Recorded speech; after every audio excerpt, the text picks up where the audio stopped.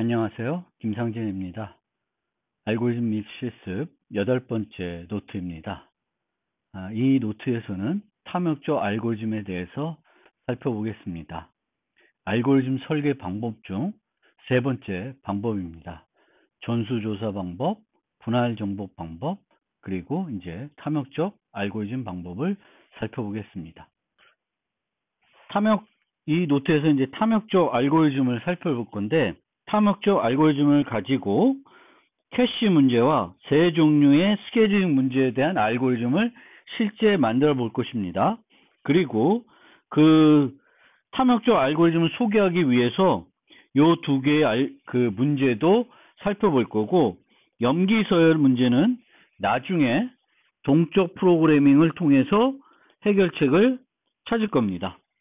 탐욕적 알고리즘은 반복적 선택을 통해서 최종해를 얻는 알고리즘입니다. 그리고 이 반복적인 선택을 할 때 그 순간 가장 최선의 선택을 하는 겁니다. 그런데 이 순간에 최선의 선택을 했다고 해서 항상 최적해를 줄 수가 없습니다. 최종해가 최적해라고 볼 수가 없습니다. 따라서 탐욕적 알고리즘에서는 매우 중요한 것이 정확성 증명입니다. 이렇게 선택을 해서 얻어지는 최적해가 우리가 원하는 답이 된다라는 것을 증명을 해야 돼요. 예를 들면 이런 그래프가 있어요. 그래서 1, 4, 7, 2, 3 뭐 이렇게 있다고 칩시다. 그리고 S 그리고 D가 있는데 S에서 D까지 최단 경로를 찾는 거예요.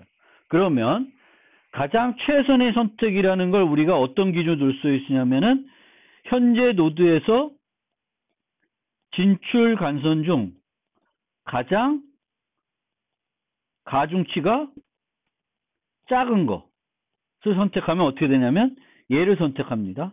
그 다음에 두 개니까 얘를 선택하고 그 다음엔 2를 선택해요. 그러면은 경로가 7이죠. 근데 이렇게 가면 경로가 5입니다.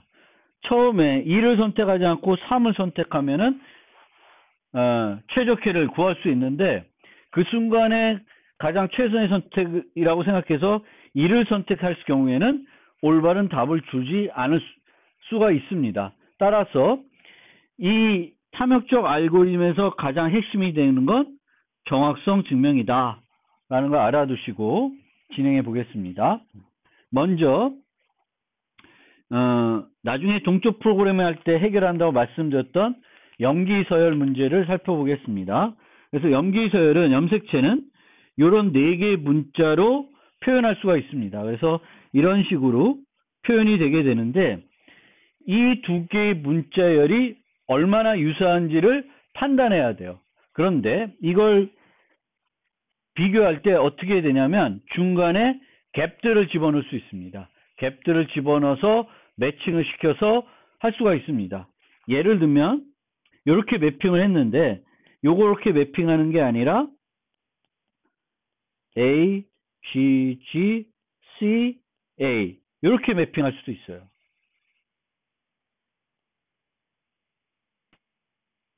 다양한 방법으로 얘와 얘를 매핑할 수 있습니다. 그런데 우리가 원하는 매핑은 어떤 문자랑 그 공백이랑 매핑했을 때는 갭 페널티라는 것을 부여받게 되겠고 이렇게 매칭을 하면은 불일치했죠. 그럼 불일치하는 페널티가 있습니다. 그럼 이런 값들이 양의 정수 값이 있는데 이런 페널티가 있을 때 가장 그 페널티가 적어지는 그 매핑을 찾는 거예요. 매핑을 찾는 것이 이 염기서열 문제가 되겠습니다.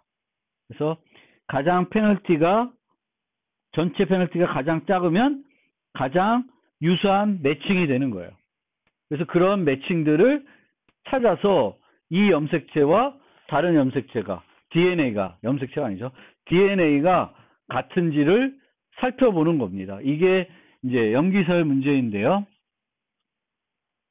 가장 최적의 정렬을 찾아주는 효과적인 알고리즘이 없다면 이 유전자 염기서열의 유사성을 측정하기가 어렵습니다. 그래서 이런 것들이 있으면 얘와 얘를 매칭할 때 가장 최적이 뭐냐, 얘와 얘 최적이 뭐냐, 최적이 뭐냐, 이렇게 구한 다음에 이 중에 어떤 것이 가장 유사한지를 찾을 수가 있겠죠. 그러니까 이런 것들을 매핑시켜줘야 돼요. 우선 가장 최적의 매핑으로 매핑을 한 다음에 그 값들을 비교해서 어떤 것이 서로 간에 제일 유사한지를 찾을 수 있어야 됩니다. 유전자 염기서열 길이가 500이면 전수 조사의 수는 어마어마하게 많습니다. 지수 비용이 들어요. 그래서 이런 문제들은 전수조사에서 해결할 수 없습니다.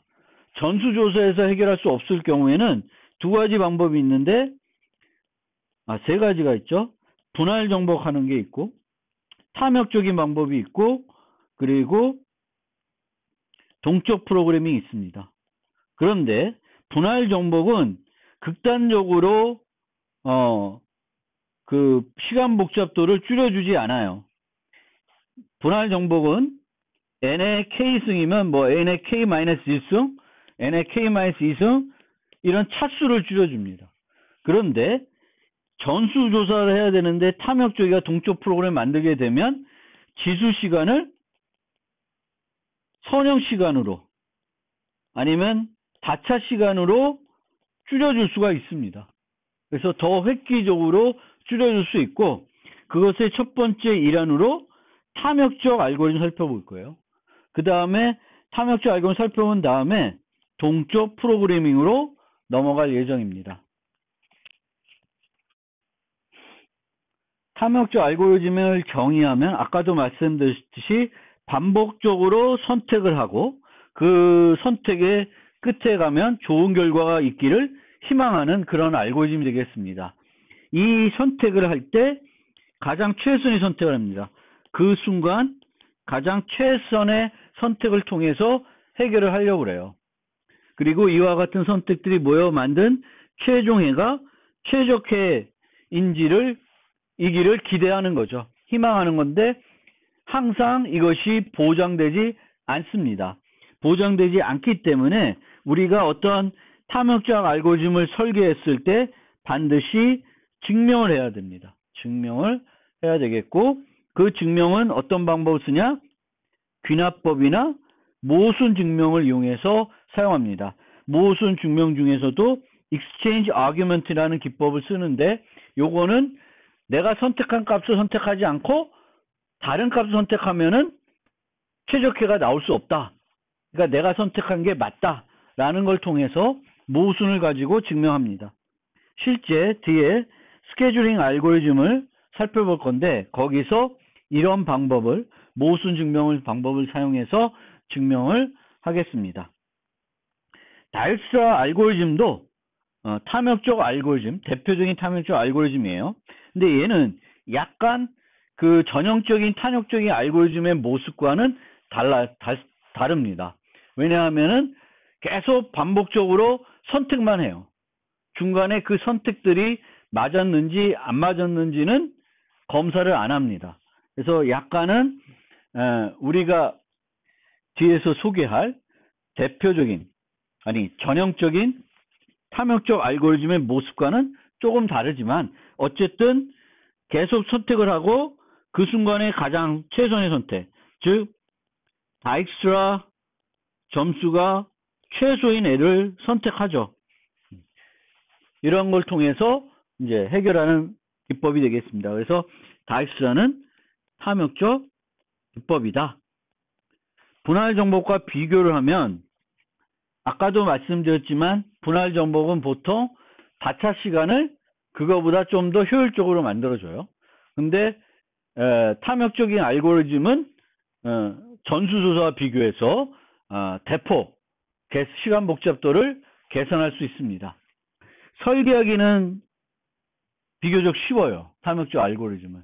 내 머릿속으로 생각을 해보면 쉽게 떠올릴 수 있는데, 문제는 그렇게 생각해낸 아이디어가 그 정확성이 떨어질 수 있죠. 최적의 해를 안 줄 수가 있습니다. 따라서 증명을 해야 돼요. 근데 이 증명이 뭐 제 개인적인 느낌이지만 저는 증명하는 게 익숙하지가 않아서 어렵게 느낄 수가 있습니다. 그 다음에 분할 정복에 비교해서는 분석하기가 쉽습니다. 물론 분할 정복의 경우에는 주로 뭘 쓰죠? 제기 알고리즘을 쓰고, 이 제기 알고리즘이 표준 점화식으로 표현될 수 있으면 도사 정리를 적용하면은 바로 시간 복잡도가 나오죠. 그래서 뭐 그 측면에서는 그렇게 되는데, 이 과정을 생각하지 않으면은 분할 정복의 시간 복잡도를 계산하는 건 상당히 난이도가 있는 거예요. 그런데 탐욕적 알고리즘은 매번 최선을 선택하기 때문에 복잡도 자체, 알고리즘 자체가 복잡하지가 않아요. 알고리즘이 비교적 단순하다. 가장 큰 값만 선택한다든지 가장 작은 값만 선택을 하기 때문에 그 알고리즘은 대단히 단순해요. 그렇지만 그 단순한 것이 증명되지 않으면 사용할 수가 없겠죠. 그래서 탐욕적 알고리즘의 형태는 답을 찾을 때까지 또는 전체를 검사할 때까지 반복을 하게 됩니다. 선택을 하고, 그 선택이 타당한지 조사를 하고, 타당하면은 그거를 답에 포함해요. 그래서 답에 포함했는데 답이 해결이 됐으면 거기서 끝나고 안 끝났으면 다시 선택을 하게 됩니다. 우리가 다익스라에서는 이 부분이 없죠. 계속 선택을 해서 종료가 끝나면은 선택하고 애드하고, 선택하고 애드해서 다 선택이 끝나면은 더 이상 선택할 것이 없으면은 끝 나는 것이 다익스라 알고리즘입니다. 근데 전형적인 그 탐욕적 알고리즘은 요 모습을 하고 있어요. 선택 작업, 타당성 조사, 해답 조사, 이렇게 세 가지 요소로 구성이 됩니다. 거스름 또는 문제를 살펴보겠습니다. 입력은 동전의 앱몇가와 정보와 거스름액을 줍니다. 그러면 거스름을 구성하기 위한 필요한 최소 동전수를 구해야 됩니다.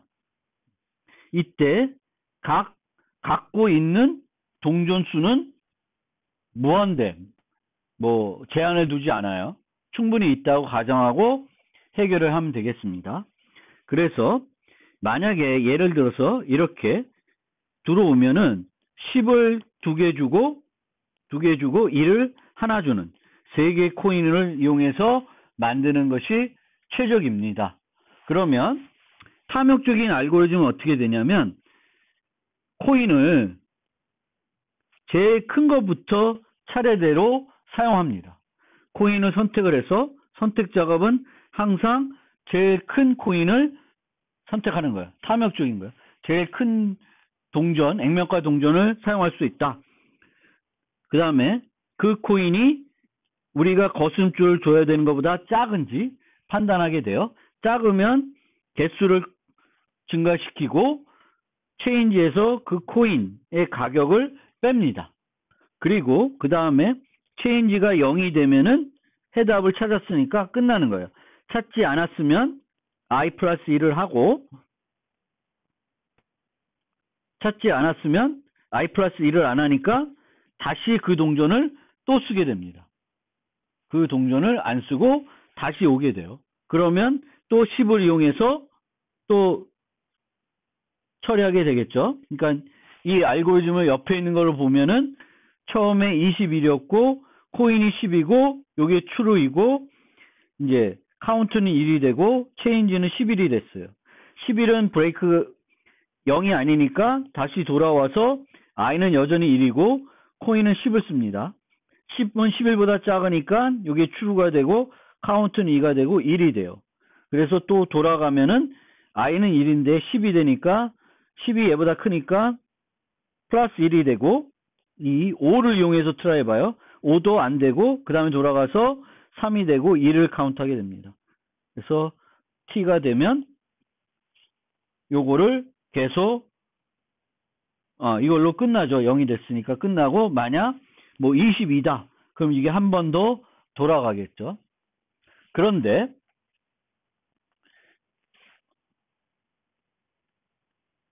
이 거스름돈 문제는 탐욕적 알고리즘으로 해결이 안 돼요. 이 예시는 탐욕적 알고리즘으로 해결이 되었지만 액면가가 어떻게 들어오느냐에 따라서 탐욕적 알고리즘으로 해결이 안 됩니다. 그러니까 예를 들면 현재 유통되고 있는 동전만을 가지고 탐욕적 알고리즘 적용하면 최적회를 얻을 수 있습니다. 그러니까 예를 들면 이런 동전이 있고 210원이 들어오면 100원 2개, 10원 하나 이렇게 하면은 이제 탐욕적 알고리즘 제 액면가가 큰 동전부터 다 소비를 하고 이 거스름으로 주고 그 다음 큰 걸로 줄 수 있는지 보고 그 다음 큰 걸로 줄 수 있는지 보고 그렇게 하는 탐욕적인 알고리즘으로 요 최소 동전수를 계산할 수 있습니다. 그런데 액면가가 요 세 개 외에 120원짜리가 있다고 쳤어요. 그럼 120원이 제일 크죠. 그럼 120원으로 210원 주면 90원이 남아요. 그럼 100원을 안 쓸 수 없죠. 50원을 쓰게 되겠고 그럼 10원짜리 4개를 쓰게 돼요. 그럼 6개가 돼요. 근데 실제 120원이 있더라도 가장 최적회는 아까 봤던 100원 2개, 10원 하나짜리예요. 그래서 액면가가 어떤 기준을 만족하지 않으면은 탐욕적인 알고리즘으로 해결이 안 됩니다. 해결이 안 된다는 것은 발레를 하나만 찾으면 돼요. 발레만 하나 있으면 그 알고리즘은 정확하지 않은 겁니다. 그래서 물론 그러면 이런 문제는 동적 프로그램을 해결할 수 있고 요 리트코드 322번이 그런 문제입니다. 그래서 이 문제는 탐욕적으로 해결할 수 없는데 그러면 어떤 경우에 탐욕적 알고리즘을 해결할 수 있나? 수학적으로 증명해 볼 수 있는데 간단히 답을 드리면은 나눌 수 있어야 돼요. 그러니까 ni 플러스 1이 있고 액면가 돈이 있고 ni가 이면 ni 플러스 1 모두 ni는 0이 돼야 됩니다. 나눌 수 있어야 돼요. 작은 액면가의 돈이 그거보다 큰 액면가의 돈을 나눌 수 있어야 됩니다. 이게 만족이 되면 그 탐욕적인 알고리즘을 이용해 가지고 그 최소 동전수를 계산할 수 있습니다.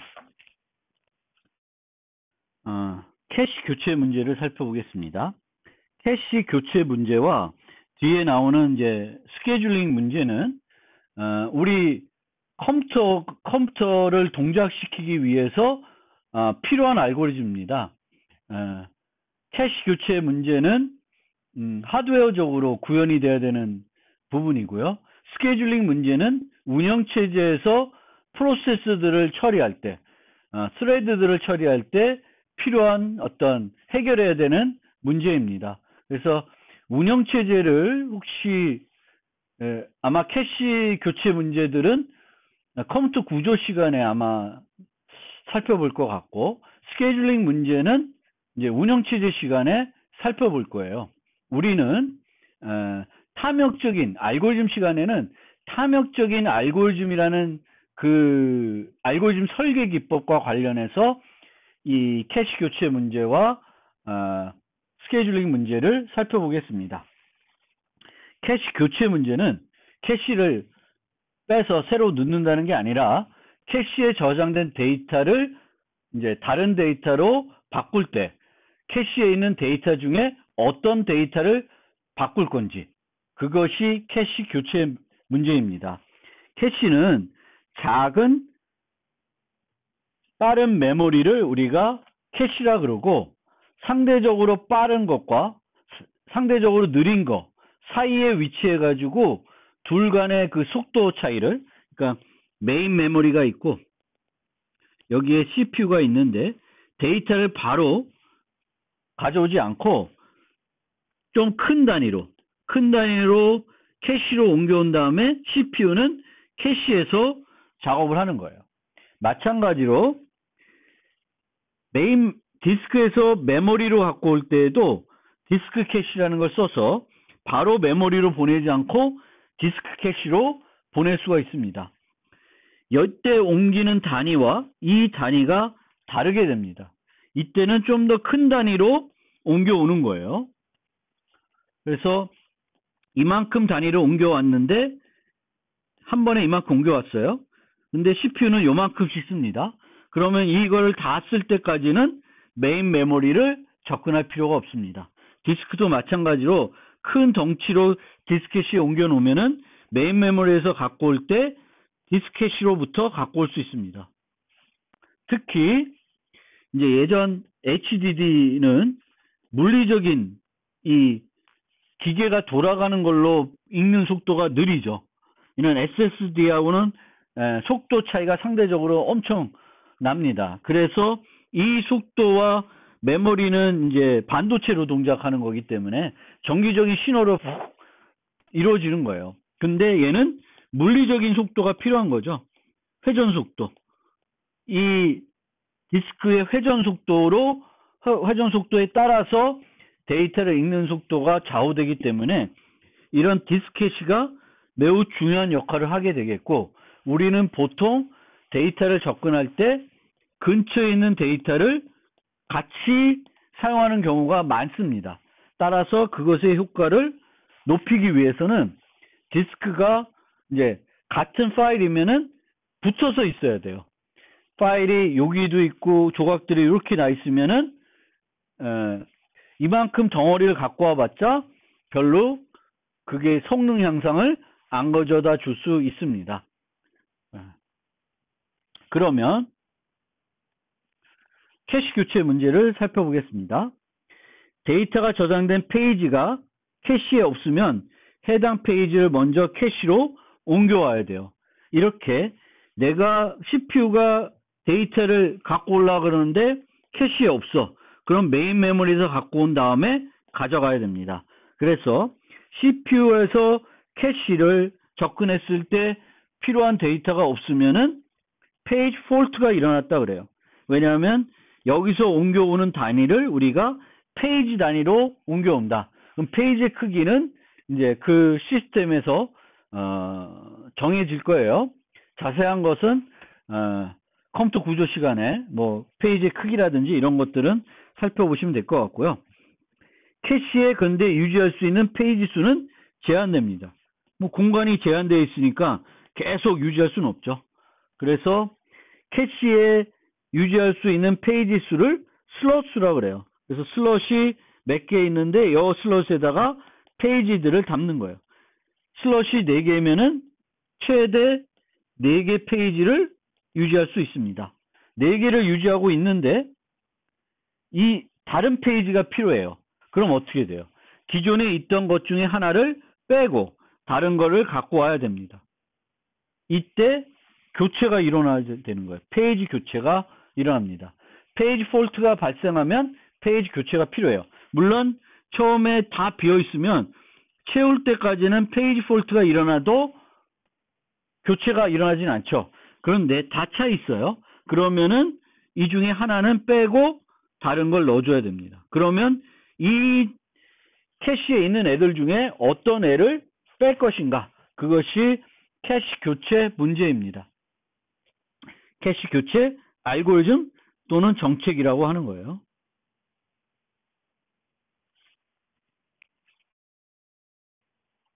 캐시 알고리즘 중에 정책 중에 많이 사용되는 정책이 LRU라는 정책이 있는데 이 정책을 한번 알아보겠습니다.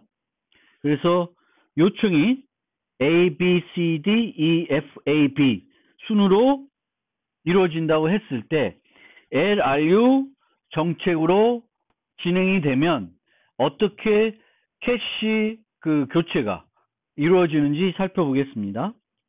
그러면 4개의 슬롯이 있으니까 슬롯 수가 4개예요. 이게 페이지들이에요. ABC들이. 그럼 A 페이지, B 페이지, C 페이지, D 페이지가 들어갔습니다. 그러면은 사용된 순서가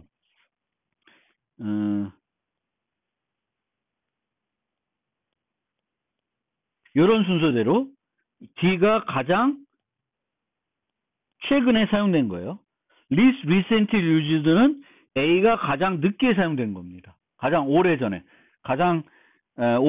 사용된 거예요. 그래서 그 다음에 요청이 E예요. 그러면 4개가 다 차 있으니까 이 중에 하나를 빼야 되는데 least recently used는 가장 오래전에 사용한 거, 가장 오래전에 사용된 거니까 A와 교체를 합니다. 그러면 여기에 E가 들어가고 순서는 B, C, D, E가 되겠죠. 현재 순서는 이렇게 돼요.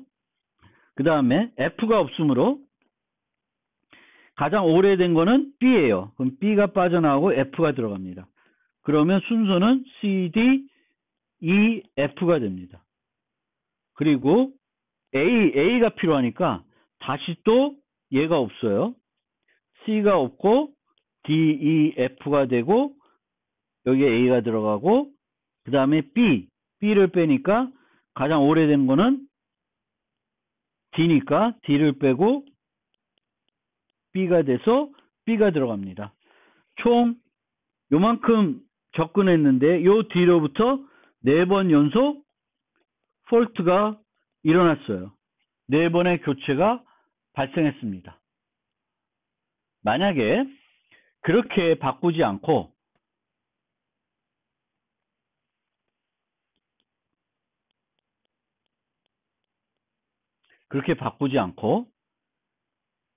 A, B, C, D를 한 다음에 E를 할 때 C를 바꾸고 F를 바꾸면 그 다음에 요 A와 B를 할 때 폴트가 일어나지 않아요.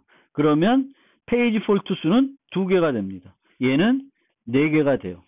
즉 이런 기준을 선택해서 탐욕적 알고리즘으로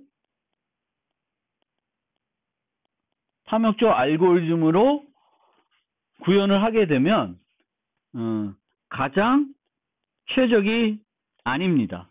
발레를 통해서 볼 수 있었죠. 얘도 탐욕적인 알고리즘이에요. 늘 기준을 가지고 그 기준대로 선택을 해서 교체를 합니다. 그렇지만 최적은 아니에요. 그러면 어떤 교체 방법이 가장 좋을까 생각을 해보면 가장 좋은 방법은 furthest in the future예요. furthest in the future. 가장 나중에 필요한 것을 교체한다. 자, 그러면 캐시에 A, B, C, D, E, F가 있어요. 얘네들이 언제 사용했는지는 고려하지 않습니다. 언제 들어와 있는지는 고려 안 해요. 자, G가 들어왔어요. 폴트가 일어났습니다. 그럼 어떤 거나 교체하냐? 가장 미래에 요구할 것으로 교체해요. A 요구하고 B, C, D, E, F. F가 가장 미래에 요구합니다. 그러면 F를 빼고 G를 넣어요. 그 다음에 A 오면 A 있죠. B 오면 B 있죠. C 오면 C 있고 E가 오면 E가 있고 D가 있으면 E가 있어요. 그래서 계속 있고 F가 요구할 때 그 다음에 또 요청을 처리하게 됩니다. 이 예제를 한 번 더 보면 두 번째 예제를 보면 캐시가 A, B, C, D, E, F가 있어요. 요청이 G, A, B예요. G는 여기 없으니까 D가 없으니까 폴트가 일어났기 때문에 하나랑 교체를 해야 돼요. 그럼 A를 요구하고 B를 요구하고 있고 C를 요구하고 E를 요구하고 있고 D를 요구했어요. 그 다음에 보니까 예전에 요구했던 것들이에요. 그러면 가장 오래전에 가장 미래에 요구할 거는 D가 됩니다. 그럼 D와 G를 교체하게 됩니다. 이런 방법이에요. 그런데 얘도 탐욕적인 알고리즘이죠. 그리고 증명은 안 했지만 이게 최적화예요. 이거보다는 더 효과적으로 효과적인 캐시 교체 알고리즘은 존재하지 않습니다. 그래서 얘가 가장 옵티멀한데 문제는 뭐냐면 미래를 알아야 돼요. 미래에 뭘 필요할지 알아야 됩니다. 그럼 쓸모없는 알고리즘이냐? 미래는 알 수 없죠. 미래에 어떤 것들을 요청할지를 내가 알 수 없잖아요. 미래는 계속 진행되는 거니까 뭘 요구할지를 알 수가 없습니다. 그러면 쓸모없냐? 아닙니다. 실용적인 알고리즘에 대한 가이드라인을 제공할 수 있어요. 그래서 내가 여러 알고리즘을 만들어 보고 또 이 furthest in 알고리즘을 만들어 본 다음에 이 알고리즘과 얘네들을 비교해서 어떤 차이를 보이는지 살펴볼 수 있습니다. 그래서 얘의 성능과 비교하는데 활용할 수 있다. 왜냐하면은 이런 것들은 가상으로 우리가 테스트 데이터를 만들어 볼 수는 있어요. 만들어서 이들의 성능을 얘와 비교해 볼 수는 있습니다.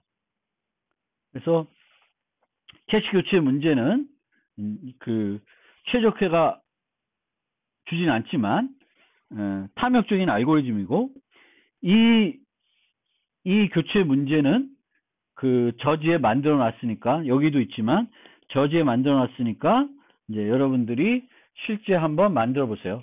다만 얘는 탐욕적인 알고리즘이지만 최적화를 주는 건 아닙니다.